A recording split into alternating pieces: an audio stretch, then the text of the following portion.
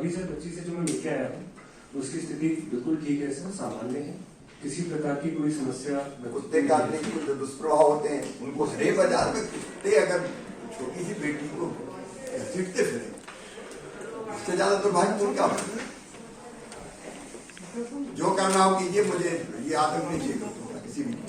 5-10 minute का gap होता है, उसके दौरान देखिए एक बच्ची सुरक्षित हर हालत में रहे सर, उसके इलाज की पूरी व्यवस्था करें, परिवार की पूरी चिंता करें सर, वो कर दिया। और किसी के साथ भी ये नहीं होना चाहिए कि इलाज के लिए कोई दिक्कत। दूसरे ये मुझे कार्रवाई चाहिए, मुझे कारण नहीं चाहिए सर। इसमें ये नहीं चलेगा भोपाल में क्या प्रदेश में कहीं भी नहीं चलेगा। आप लोग नहीं, ऐसा थोड़ी होता है किसी बच्ची को कुत्ते नोच ले। चैम्बर सूबे के मुखिया सीएम शिवराज सिंह चौहान का है और मीटिंग में सीएम के साथ भोपाल कमिश्नर, कलेक्टर और नगर निगम कमिश्नर हैं।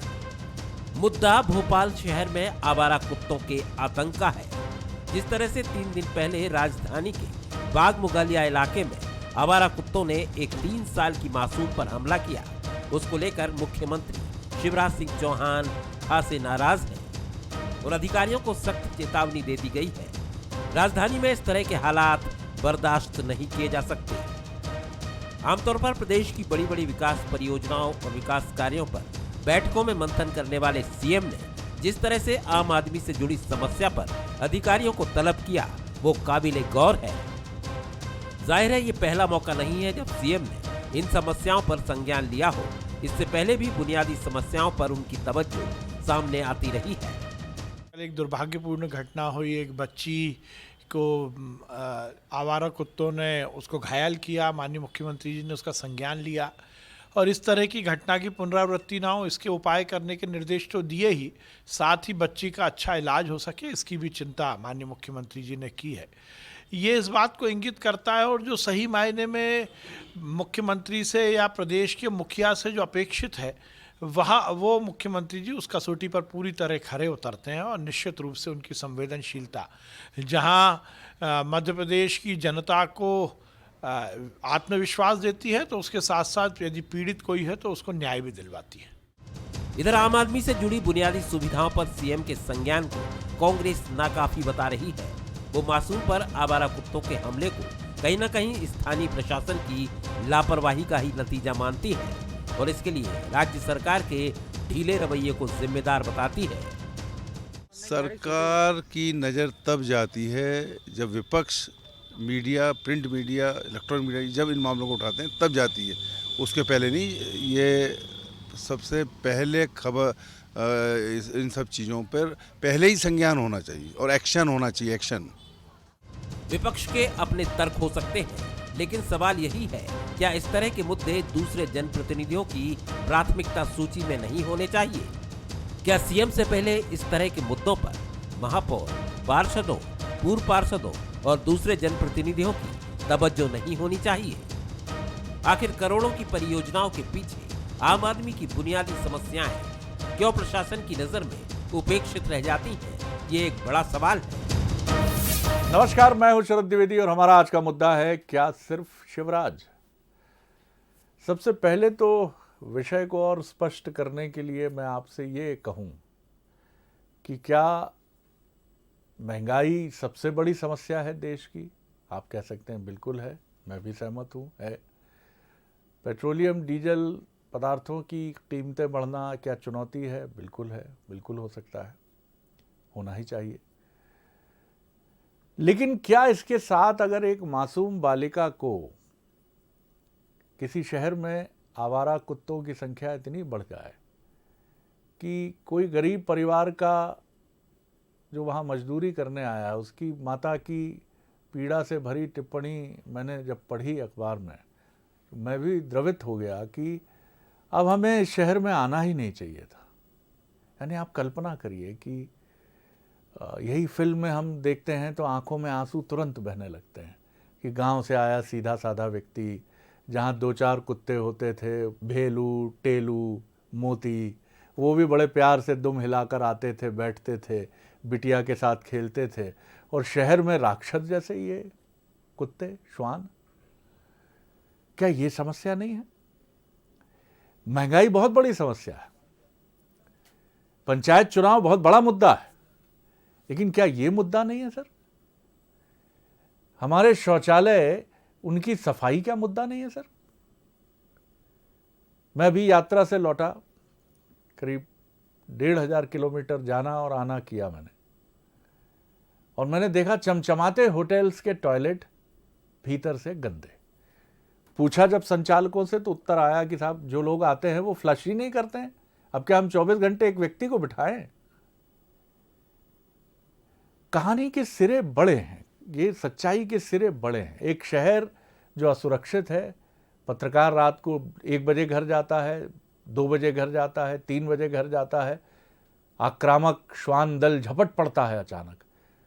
अगर वो नुकसान ना भी करे तो बाइक गिरने से, 2 व्हीलर गिरने से सर पे चोट लग सकती है, और उसका दिल धड़कने लगता है जैसे ही वो चौराहा और चौक आता है जहां वो श्वान दल बैठ के पहले से गुर्रा रहा होता है। क्या सर ये समस्या नहीं है? समस्या हम किसे मानते हैं? कहीं स्पीड ब्रेकर समस्या है, बाइक इतनी तेज उछल जाती है। मुझे याद है चंद वर्ष पहले एक पिता मुझे फ़ोन करते थे बुंदेलखंड से, वो कहते थे रोड ब्रेकर गलत बने हैं भोपाल में, मेरा 22 साल का लड़का खा गया ये रोड ब्रेकर, सर इनके खिलाफ मुहिम छेड़िए। लेकिन आप छेड़ने जाते हैं तो लोग कहते हैं विषय है क्या?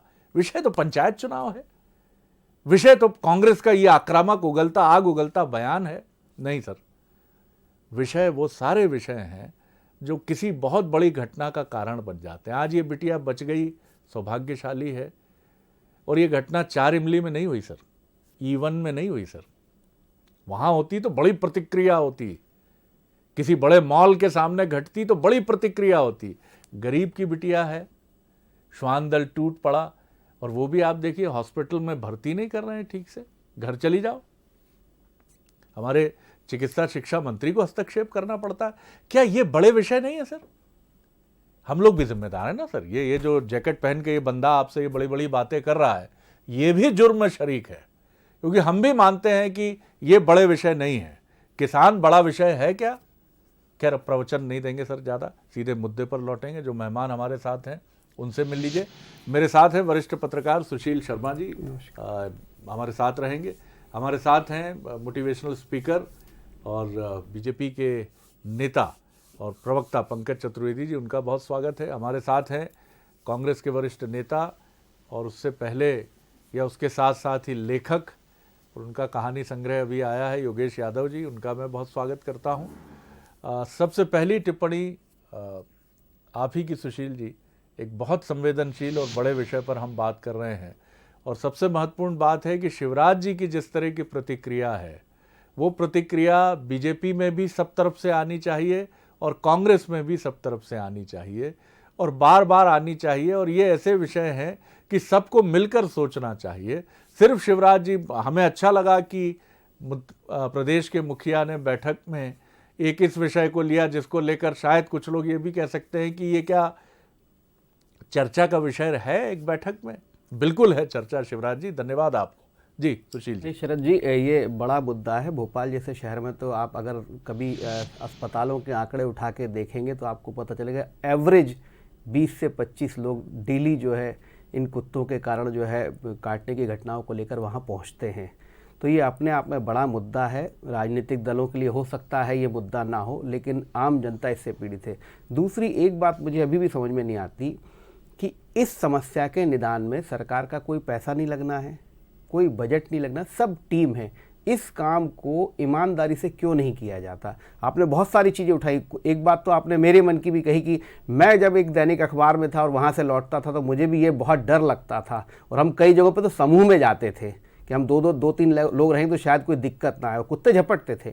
इस घटना पर अभी तक दूसरी हैरानी वाली बात है कि देखिए, कलेक्टर, संभाग आयुक्त, उसके बाद जो है प्रभारी मंत्री, इन सब के होते हुए यदि मुख्यमंत्री इस मुद्दे को लेकर बैठक ले रहे हैं तो मुख्यमंत्री की संवेदनशीलता तो बहुत समझ में आती है, लेकिन बाकी लोगों की असंवेदनशीलता और अस्पताल ने जिस तरीके का व्यवहार किया है वो वास्तव में बहुत निंदनीय है। ऐसे लोगों को बख्शना नहीं चाहिए। बिल्कुल ठीक बात है। अस्पताल का व्यवहार क्यों? और इसलिए कि वो एक गरीब की बिटिया है। हम फिर कहेंगे कि अगर वो शहर की किसी पॉश कॉलोनी से आती, किसी प्रभावशाली व्यक्ति की बिटिया होती, तो आज शायद श्वान दल के खिलाफ कार्रवाई शुरू हो चुकी होती बड़े पैमाने पर कि अरे साहब, बड़े साहब की बिटिया को अटैक कर दिया है, ये क्या कर दिया इन नासमझ श्वान दल ने। जी पंकज जी, एक छोटी टिप्पणी आपकी। देखिए शरद जी, आपने बिल्कुल किया और मुझे घटना बहुत दुखद है और सुखद पक्ष है कि आपके जैसे सजग लोग भी मीडिया में हैं और उनकी भी संवेदनशीलता के स्तर वही है जो आदरणीय मुख्यमंत्री शिवराज जी की संवेदनशीलता का है। और सुशील जी ने जो कहा वो बिल्कुल ठीक है कि ये विषय माननीय मुख्यमंत्री जी के स्तर तक संज्ञान लिया जाता है, तो बाकी किसी का दायित्व तो नहीं मानता, पर मुझे लगता है कि नगर निगम आयुक्त महोदय को थोड़ा सा एक बार अपने मैं नहीं जानता कि क्या ऐसी स्थिति बनी, पर शायद उनको अधिक विश्लेषण करने की आवश्यकता है और ऐसी स्थिति परिस्थिति ना बने, क्योंकि हम सब जानते हैं कि जो कैस्ट्रेशन यानी इनको नपुंसक बनाने की जो प्रक्रिया है कुत्तों को, और हम उनको शरद जी एकदम खत्म भी नहीं कर सकते क्योंकि वो हमारे इकोसिस्टम का बहुत इंपॉर्टेंट पार्ट है, उनकी अलग भूमिका है, उनका धार्मिक महत्व भी है, बहुत सारे विषय हैं।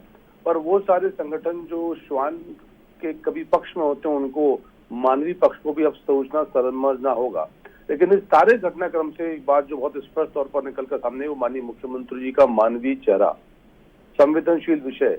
आपने बिल्कुल ठीक कहा कि टीवी डिबेट में बड़े बड़े मुद्दे चर्चा के बनते हैं। मैं तो समांतर पर 2-3 डिबेट रोज करता हूं भाजपा कार्यकर्ता के नाते, आज भी कुछ डिबेट करी और जिस बैठक में माननीय मुख्यमंत्री चर्चा करते हैं वहाँ देश प्रदेश के बड़े बड़े विषयों पर चर्चा होती है।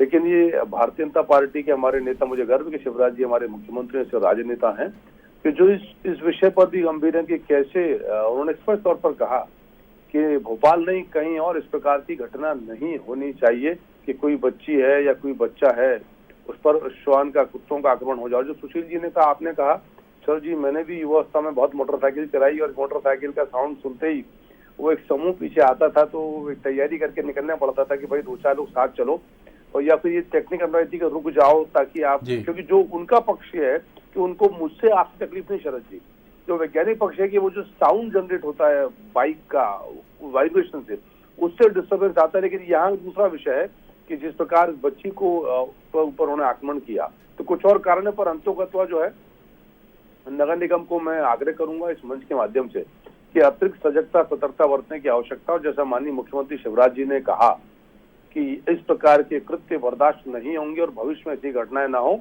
इससे सबको सबक लेना चाहिए, विशेषकर उन अधिकारियों को और संस्थाओं को जो इस प्रक्रिया का भाग है। आपने बहुत एक महत्वपूर्ण पक्ष की तरफ भी पंकज जी ध्यान आकर्षित किया कि अब चूंकि ये घटना मुख्यमंत्री शिवराज जी के संज्ञान तक आ चुकी है और अधिकारियों के प्रति उनका बहुत सख्त रुख भी हमने देखा कि देखिए, मुझे कारण नहीं चाहिए, मुझे समाधान चाहिए। ये ऐसा नहीं है पूरे मध्य प्रदेश की, पूरे कहीं भी ये घटना घट सकती है, बात भोपाल की नहीं है। लेकिन अब इसका दूसरा पक्ष ये है कि कल से नगर निगम के लोग सक्रिय हो जाएं और बहुत असंवेदनशीलता से श्वान दल को पकड़ने में जुट जाएं, बोरों में भर भर कर उनको मारने लगें और कहीं फेंकने चले जाएं, तो ये दूसरी कहानी बन जाती है, फिर एक निर्मम कहानी। एक पक्ष हमने ये देखा, दूसरा पक्ष हम वो देखें, तो ये दोनों ही अतिवादी सिरे नहीं होने चाहिए। इसकी एक प्रक्रिया है कुत्तों की नसबंदी करने की। 1.5 लाख कुत्ते अगर राजधानी में हो गए हैं और वो स्ट्रे डॉग्स हैं, यानी वो घूमने वाले डॉग्स हैं, इनमें से कई ऐसी दुकानों मांसाहारी जहां मांसाहार के लिए उपलब्ध हैं चीज़ें, चिकन और मटन बिकता है, वहाँ ये खाकर इनकी आदत में भी ये चीज़ आ सकती है कि वो उनका एक आकर्षण मांस के प्रति हो जाए और ये बहुत बड़ी घटनाओं को जन्म दे सकता है। योगेश जी, आपकी एक प्रतिक्रिया। जी देखिए शरद जी, इस मैटर पर काफी दिन से मैं व्यथित और विचलित हूं। आज संयोग और ये मौका आया, मैं आपको इस मामले में धन्यवाद कहता हूं कि मुझे एक बड़े संवेदनशील मैटर पर आपने मौका दिया। निश्चय ये घटना और घटना के कारण और घटना का टीवी में प्रसारण होना और उसके बाद मध्य प्रदेश के मुख्यमंत्री जी की संवेदनशीलता नजर आती है, तो ये सब संवेदनशीलता के बाद हम हॉस्पिटल को इलाज की बात कहें या अधिकारियों को डांट डपट करें, ये समाधान नहीं है। मैं जरूर मानता हूं कि उन्होंने संवेदनशील स्तर पर इस बात को लिया और कह दिया कि इलाज होना चाहिए, लेकिन एक बेटी का इलाज और उसका अच्छा हो जाना ये इस पूरे घटनाक्रम की या इसका समाधान या इतिश्री नहीं है। ये एक बहुत व्यापक समस्या है और विशेष करके ये जो नगर निगम सीमा क्षेत्र में आते हैं, नगर निगम के इलाके होते हैं, इसमें हमें एक बहुत ही सूक्ष्म अध्ययन के रूप में इस बात को हमें महसूस करना पड़ेगा। पहले तो मैं आपको ये स्पष्ट कर दूं कि अभी नगर निगम चाहे वो भोपाल हो, उससे ज्यादा मैं बता रहा हूं कि इंदौर निगम कि जिसने एक तमगा अपने ऊपर मतलब मिला है, और स्वाभाविक है हम लोगों के लिए खुशी की बात है कि उसने भारत के अंदर नंबर 1 का खिताब प्राप्त किया है। लेकिन उसके पीछे उन्होंने एक ऐसी समस्या का उत्पन्न कर दिया है कि जिस समस्या से इंदौर नगर निगम के कारण देपालपुर क्षेत्र, सांवेर क्षेत्र, महू क्षेत्र और आसपास के जितने भी ग्रामीण क्षेत्र, ये लोग कुत्तों को वहां से डॉग को पकड़ते हैं और पकड़ने के बाद आसपास के गांव में छोड़ देते हैं। अब चूंकि मैं इस मामले में मैंने बहुत सूक्ष्म अध्ययन किया है, तो होता क्या है कि अभी आप देखिए जिस बच्ची की आप घटना बता रहे हैं, उस जगह 4-5 डॉगी है। तो उसका कारण क्या होता है, ये डॉगी भूखे होते हैं। पहली बात तो ये कि इनको भूख बहुत लगती है। दूसरी बात है, ये समूह में इसलिए रहते हैं कि ये नई जगह पर जाकर बहुत ही ज्यादा आतंकित अपने आप को फील करते हैं। बहुत इनका अनुभव, ये साइकोलॉजिकली इनको ऐसा लगता है कि हमें कोई मार रहा है या डर रहा है, तो ये हर किसी पर हमला करने की कोशिश करते हैं। तो पहला तो ये होना चाहिए कि किसी भी हालत में नगर निगम की तरफ से, चाहे भोपाल नगर निगम हो, चाहे इंदौर हो, ग्वालियर हो, जबलपुर हो, नगर निगम की तरफ से इन कुत्तों को दूसरे क्षेत्र में जाकर छोड़ना, क्योंकि ये समस्या जो शहर की होती है उससे ज्यादा खतरनाक ये कस्बाई क्षेत्र में हो जाती है और ग्रामीण क्षेत्र में हो जाती है। इसके लिए यदि हम चाहते हैं कि मानव बातें हैं और जीव संरक्षण के बहुत सारे नियम है, हमें इन लोगों की हत्या नहीं करना चाहिए, डॉगी की हत्या नहीं करना चाहिए, तो मैं सहमत हूं। लेकिन जो नसबंदी के मामले में अभी इंदौर का मैं पढ़ रहा था, एक खबर पड़ी कि 3 करोड़ रुपया खर्च किया है इस समस्या के समाधान के लिए। अब वो 3 करोड़ साहब कहां खर्चा हुआ, ये राजनीतिक पूर्वाग्रह नहीं है, ये आप अखबार में पढ़ लीजिए, 2 दिन पहले आया। अब आपने क्या उनकी नसबंदी करवा दी या कुत्तों का समाधान हो गया? इसके लिए माननीय मुख्यमंत्री जी को प्रतीकात्मक रूप से कार्रवाई नहीं की जाती। एक बार हम प्रचार में आए, एक दिन हमने अधिकारियों को कह दिया, इसके लिए हमें स्थायी समाधान की जरूरत है। पहली बात तो ये कि हमें ज्यादा से ज्यादा नसबंदी के बधियाकरण का कार्य किया जाना चाहिए। दूसरा, गवर्नमेंट की तरफ से शेल्टर होम होना चाहिए। जो अभी निजी तरीके से बहुत सारे स्वाइन प्रेमी होते हैं, वो बहुत भावुक भी होते हैं। कई जगह मैंने देखा कि 50-50 स्वाइन प्रेमी स्ट्रीट डॉग को इकट्ठा करते हैं, पालते हैं। भोपाल में भी है, मैंने देखा है। वहां पर भी एक बहन जी बहुत सारे ये स्ट्रीट डॉग को इकट्ठा करती है, उनको देती है। तो ये गवर्नमेंट की तरफ से भी होना चाहिए कि स्ट्रीट डॉग के लिए हम शेल्टर होम करें, और ये जो क्रैच फैसिलिटीज है ये गवर्नमेंट की तरफ से, क्योंकि अब हम महानगर में हर तरीके से आधुनिक रूप से सोच रहे हैं, हम स्मार्ट सिटी के बारे में सोच रहे हैं, तो हमें इस बात में क्यों नहीं सोचा जाना चाहिए। और आपको बता रहा हूं शरद जी कि नगर निगम में हो सकता है, लेकिन रेबीज का टीका कस्बाई शहर में, ग्रामीण क्षेत्र में रेबीज का टीका है ही नहीं। और ये संपूर्ण जवाबदारी नगर निकाय की है, नगर निगम की है, नगर पालिका की है। सिर्फ एक बार एक बच्ची का इलाज करके हम इसको इतिश्री नहीं कह सकते। ये बहुत स्थायी समस्या है और बड़ी भयानक समस्या है। और हिंसक क्यों है प्राणी, इसके बारे में भी तो विचार किया जाना चाहिए। बिल्कुल, आपने कई महत्वपूर्ण बातें योगेश जी आपने ध्यान खींचा है। और एक मैं मसले की तरफ और ध्यान खींचूं, मेरे एक परिचित मित्र के यहाँ उनके पुत्र और उनकी विदेशी पुत्र वधू आई। तो जो पुत्र हैं जो भारत से 20-25 साल की उम्र में अमेरिका गए थे, उन्हें तो उतनी तकलीफ नहीं हुई, लेकिन वो पुत्र वधू लगभग 15 दिन जो विदेशी महिला और अब पुत्र वधू हैं उस परिवार की, वो सो नहीं पाई, क्योंकि पूरी रात स्ट्रीट डॉग की बार्किंग और उनके भौंकने की आवाज़ परेशान करती है। और जाते हुए मेरे उन मित्र ने कहा कि यूरोप में इसके लिए बड़ा हैवी एक पेनल्टी होती है, अगर सिविक बॉडीज़ अपने दायित्व को पूरा नहीं कर पाती हैं तो शायद इतना बड़ा जुर्माना लगे कि वो कल्पना से बाहर है।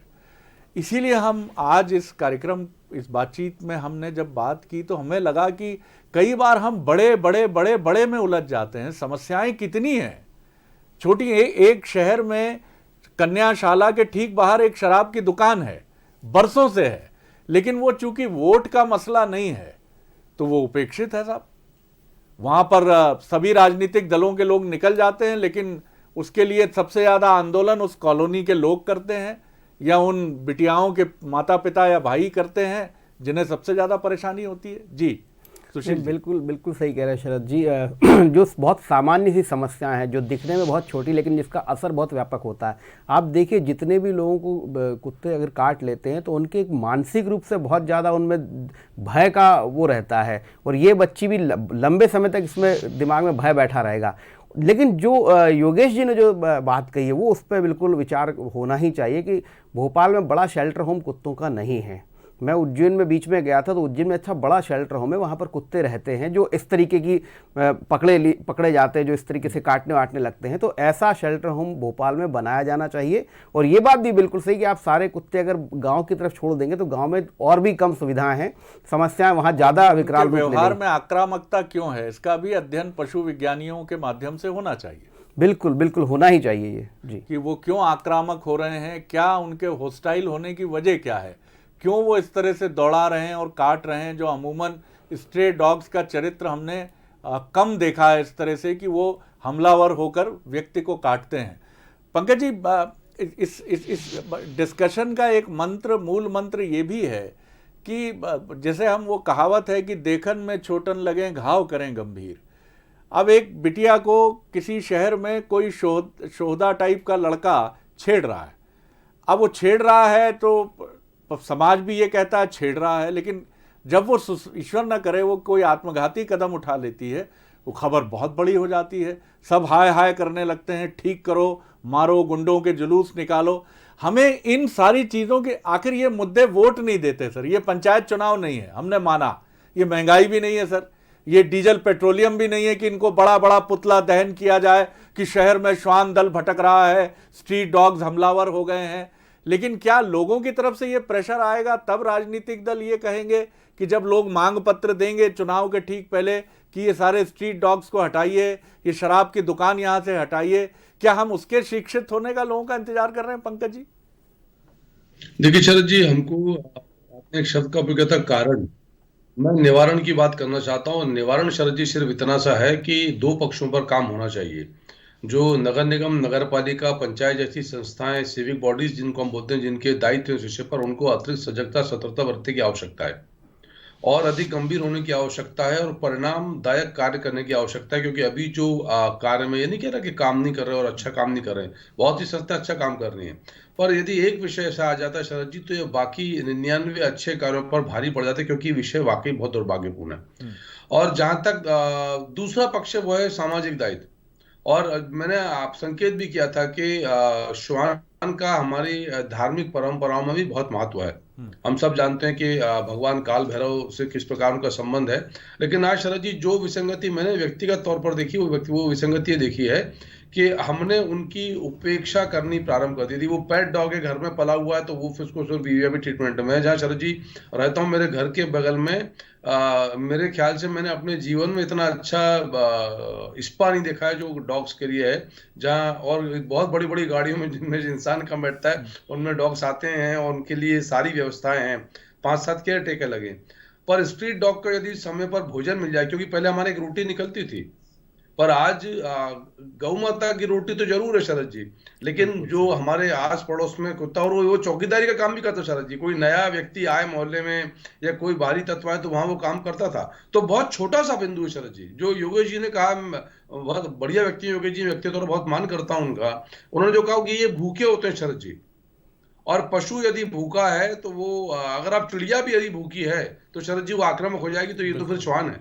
ठीक बात है। तो वो बिंदु एक बड़ा है। तो दो पक्षों पर काम करना है। जो सिविक बॉडीज हैं जिनका दायित्व इनके निवारण खोजना है, इसीलिए मैं तीसरी बार आग्रह कर रहा हूं कि वो लोग जो इस सुन रहे हो, तो यदि माननीय मुख्यमंत्री जी यदि इस विषय पर संवेदनशील हैं, सजग हैं, सतर्क हैं, चिकित्सा शिक्षा मंत्री जी उपचार की व्यवस्था कर रहे हैं, तो फिर नगर निगम के आयुक्त और राजधानी भोपाल का संदर्भ इसलिए उनका आग्रह कर रहा हूं, और बाकी जगह आप सबको भी सजग सतर्क होना है। माननीय मुख्यमंत्री जी के अनुसार आपको कार्य करना है कि ये विषय जो सच में समाज से जुड़ा विषय है। और मैं साधुवाद दूंगा शरद जी आपको और बंसल न्यूज को कि आपने ऐसे विषय पर चर्चा करी, तो ये विषय समाज में कभी भी चर्चा में प्रकाश में आ ही नहीं पाते। और इन विषयों को एक घटना मानकर आया गया गुजार दिया जाता है। तो एक बार फिर आपको साधुवाद, और आशा करता हूं कि जो संस्थाएं इस विषय से जुड़ी हैं वो अपने दायित्व का निर्वहन करेंगे, जैसा माननीय मुख्यमंत्री जी की मंशा है कि दोबारा फिर इस प्रकार की घटना की पुनरावृत्ति किसी मध्य प्रदेश के किसी हिस्से में नहीं होगी, ना गांव में ना शहर में।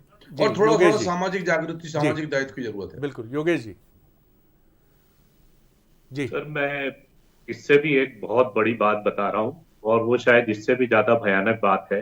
स्ट्रीट डॉग आज हम लोग ज्यादा देखते हैं कि hospitals, government hospital, private hospital के आसपास और उनके कैंपस में ज्यादा नजर आते हैं। ये और भयानक बात मैं आपको बता रहा हूं कि जहां पर सर्जरी होती है, कटे पटे अंग फेंके जाते हैं, मानव के अंग फेंके जाते हैं, यदि किसी भी स्ट्रीट डॉग को एक बार मानव रक्त की सुगंध आ जाए या उसका मांस का लोथड़ा उसको मिल जाए, या जैसे कुछ बच्चे जो अजन्मे बच्चे होते हैं उनको फेंक दिया जाता है लापरवाही से, यदि वो बच्चे उनके मुंह लग जाए तो आप मान कर चलिए कि ये स्ट्रीट डॉग बहुत ज्यादा भयानक हो जाते हैं, और उसके कारण फिर ये हर जगह जो छोटे बच्चों पर वार करते रहते हैं।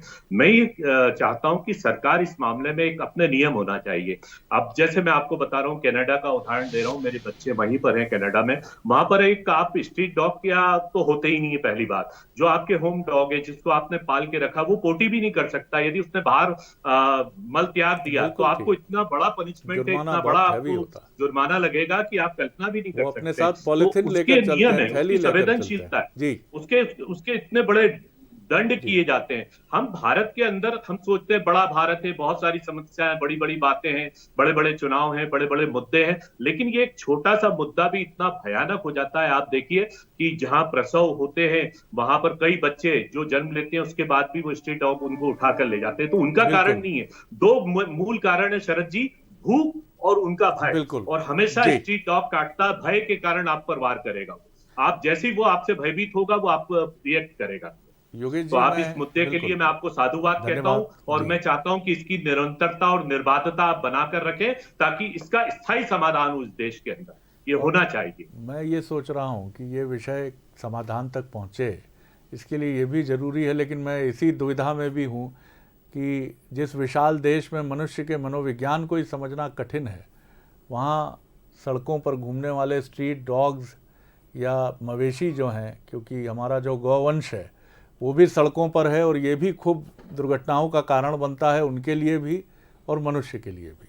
गौ अभयारण्य भी बनाए गए हैं गोवंश के लिए, लेकिन उनकी वैसी स्थिति नहीं है। और मैं ये भी सोच रहा हूँ कि क्या टेलीविज़न चैनल्स और मीडिया कभी इन सब विषयों पर भी अपने प्राइम टाइम में डिबेट करेंगे कि पड़ोस वाले द्विवेदी जी उदास क्यों हैं, फला साहब के चेहरे पर वो मुस्कान क्यों नहीं है जो पहले हुआ करती थी, ये अचानक क्यों स्ट्रीट डॉग्स इतनी बड़ी संख्या में आ गए। क्या ये बड़े विषय नहीं हैं? पिछले साल जब कोरोना अपने पीक पर था तो मेरे युवा बेटे ने एक कविता मुझे सुनने के लिए यूट्यूब से दी, जिसका भाव यही था कि जिसमें एक युवा जिसने डिप्रेशन में आकर सुसाइड की, ये कविता का भाव है, ऐसा घटनाक्रम नहीं घटा, न घटे ईश्वर करे, लेकिन उस कविता का भाव ये है कि वो युवा बच्चा जिसने सुसाइड किया है वो कहता है, जब मैं सर झुकाकर अपने 8 बाई 10 के किराए के कमरे में बैठकर घंटों टेबल पर आंसू बहाता था तब तुम नहीं आए, जब मैं अपने माता पिता की फ़ोटो को अपनी टेबल पर रखने लगा तब भी तुम लोग नहीं आए, और जब मेरी मेज पर नींद की दवाएं आ गईं तब भी मेरे किसी दोस्त ने ध्यान नहीं दिया जो कॉफ़ी पीने के लिए या चाय पीने के लिए या सिगरेट पीने के लिए आते थे। लेकिन आज जब मैं दुनिया में नहीं हूँ तो तुम सब सफ़ेद कपड़े पहनकर आए हो, बड़ी बड़ी बातें कर रहे हो, आंखों में आंसू भरने का स्वांग कर रहे हो। कैसे हो तुम लोग? क्या हम एक ऐसा समाज हो गए हैं? हमारे लिए मसले सिर्फ बड़े बड़े बड़े बड़े बड़े हैं और ये छोटे मसले जो बहुत बड़े हैं, क्या वो हमारी निगाह में नहीं? ये सवाल माफ़ कीजिएगा मैं अपने से ज़्यादा पूछ रहा हूँ। बहुत शुक्रिया पंकज जी, बहुत शुक्रिया योगेश जी, बहुत शुक्रिया सुशील जी। आगे देखिए छत्तीसगढ़ आज का मुद्दा, कोरोना नया।